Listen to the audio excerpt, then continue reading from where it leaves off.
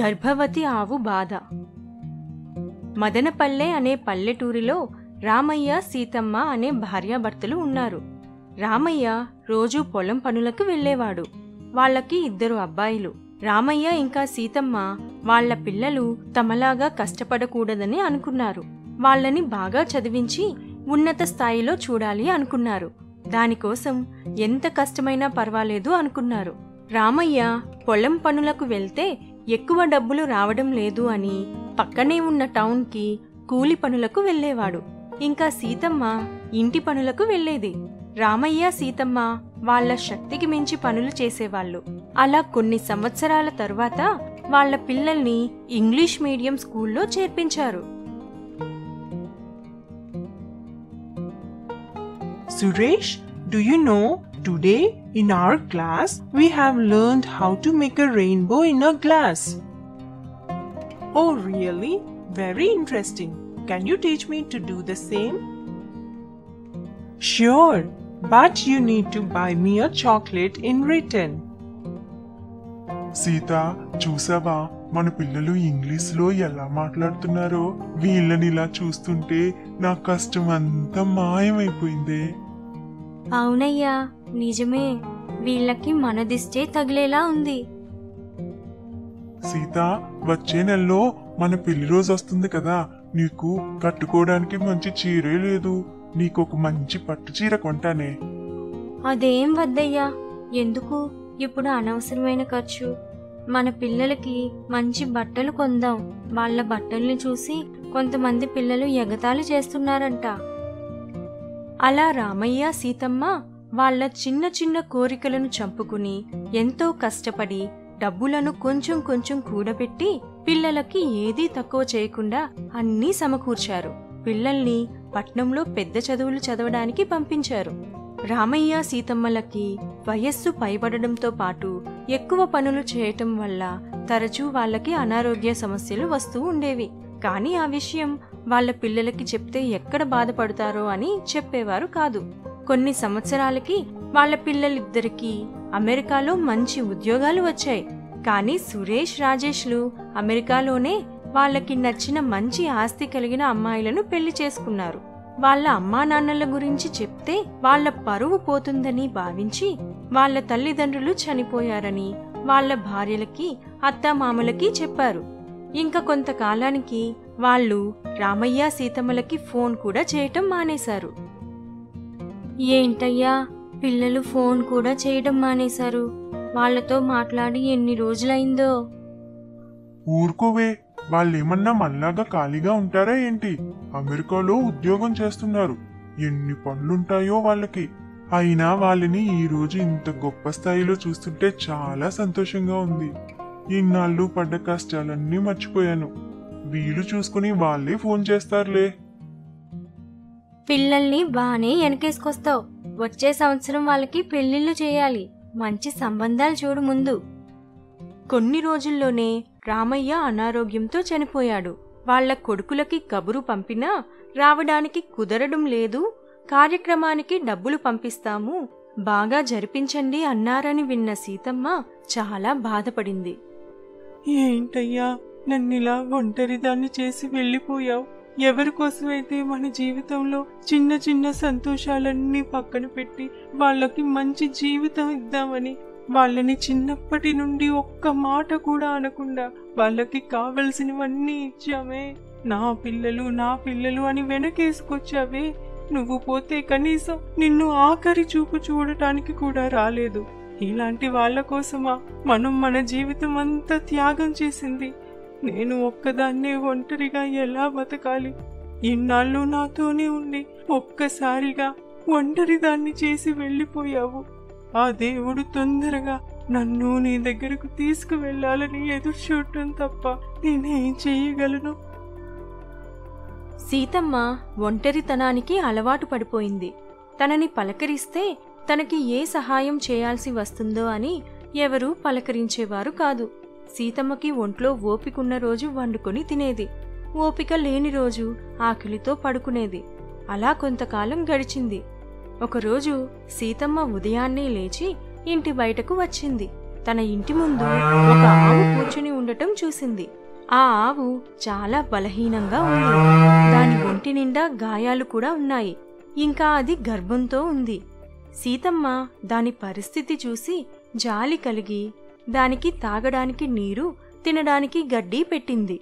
ఇంకా ఆ ఆవు ఉండటానికి ఒక పాక కూడా వేసింది. ఆ ఆవుని సొంత బిడ్డలా చూసుకుంది. సీతమ్మ దానికి లక్ష్మి అని పేరు పెట్టింది. సీతమ్మకి ఒంటరితనం మెల్లగా దూరమవ్వడం మొదలైంది. నోరులేని ఆ మూగజీవి సీతమ్మను ఎంతో ప్రేమించేది. ఒంటరితనంలో చావు కోసం ఎదురుచూస్తున్న సీతమ్మకి ఆ ఆవు ఎందుకు దగ్గరైంది? అసలు ఆ ఆవుకి ఏం జరిగింది? ఎక్కడి నుండి వచ్చింది అని తెలుసుకోవాలంటే ఇంకో భాగం కోసం చూడాల్సిందే.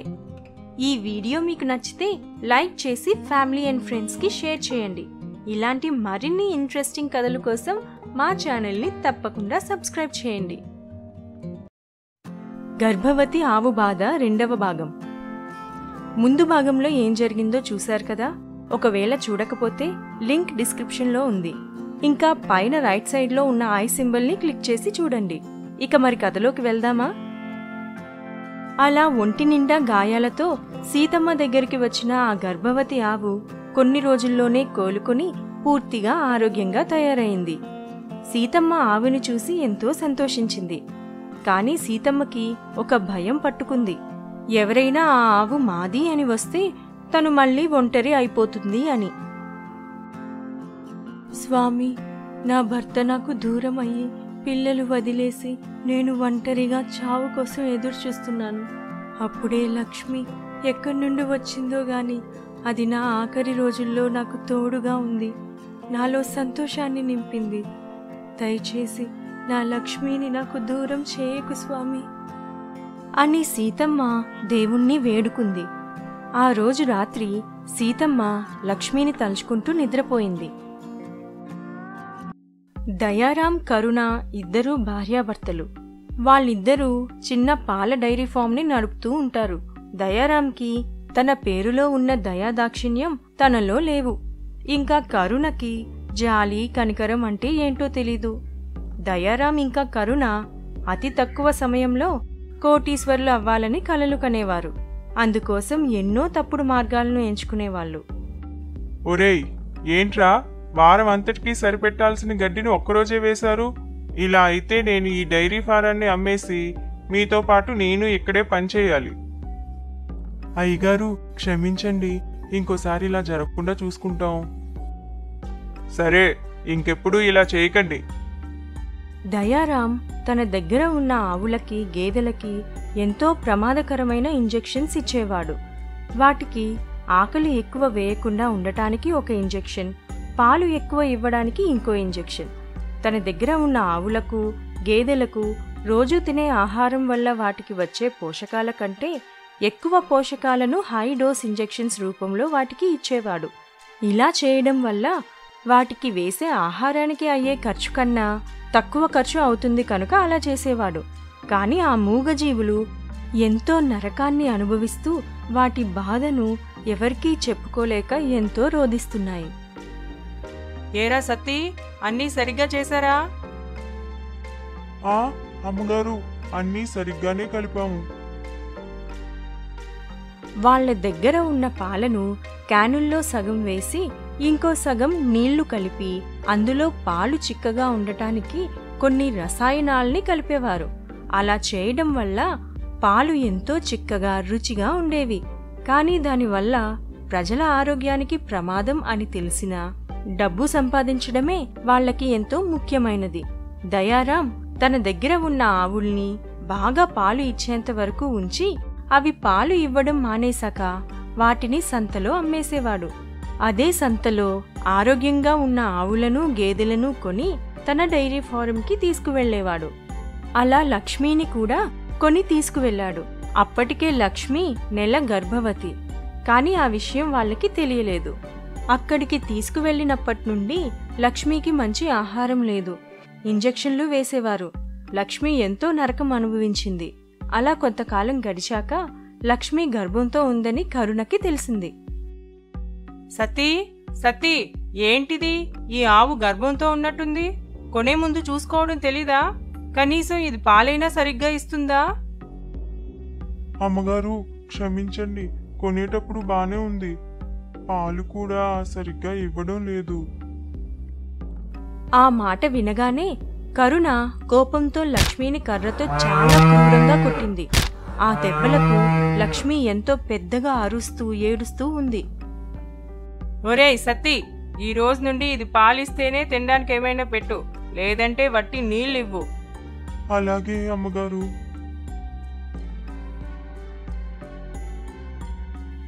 దేవుడా, నాకెందుకు ఈ శిక్ష? నేను ఏ పాపం చేశాను? నాతో పాటు నా బిడ్డ కూడా ఈ శిక్ష అనుభవిస్తుంది. అలా లక్ష్మి ఎంతో బాధపడింది. లక్ష్మిని కరుణ అంత క్రూరంగా కొట్టడం సత్తి తట్టుకోలేకపోయాడు. ఎలా అయినా లక్ష్మిని కాపాడాలనుకున్నాడు. ఆ రోజు రాత్రి ఎవరూ లేనప్పుడు చూసి లక్ష్మిని బయటకు పంపించేశాడు.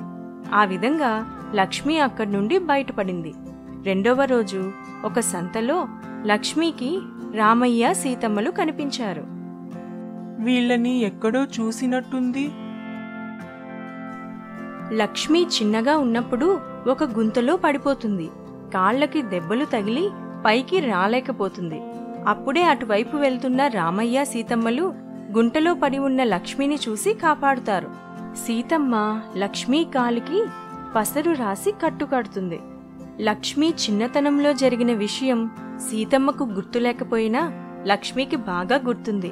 సంతలో సీతమ్మ రామయ్యలను చూడగానే లక్ష్మికి ఈ విషయాలన్నీ గుర్తొచ్చాయి. వెంటనే వాళ్ల దగ్గరకు వెళ్లాలని చూసింది. కానీ జనాల మధ్య వాళ్లు ఎటు వెళ్లారో కనబడలేదు. ఆ విధంగా లక్ష్మి సీతమ్మను వెతుక్కుంటూ 2 వారాల తర్వాత సీతమ్మ ఇంటికి వచ్చింది. ఏంటి, అప్పుడు నేను గాయాలకు కట్టుకట్టింది కూడా లక్ష్మీకేనా? ఇన్ని సంవత్సరాలైనా నన్ను గుర్తుపెట్టుకుని నా దగ్గరకు వచ్చిందా? వెంటనే సీతమ్మ లక్ష్మీ దగ్గరకు వెళ్లి తనని హత్తుకుంది. ఆ తర్వాత జరిగిన కథ 3వ భాగంలో చూడండి. ఈ వీడియో మీకు నచ్చితే లైక్ చేసి మీ ఫ్యామిలీ అండ్ ఫ్రెండ్స్కి షేర్ చేయండి. ఇలాంటి మరిన్ని ఇంట్రెస్టింగ్ కథల కోసం మా ఛానల్ని తప్పకుండా సబ్స్క్రైబ్ చేయండి. గర్భవతి ఆవు బాధ 3వ భాగం.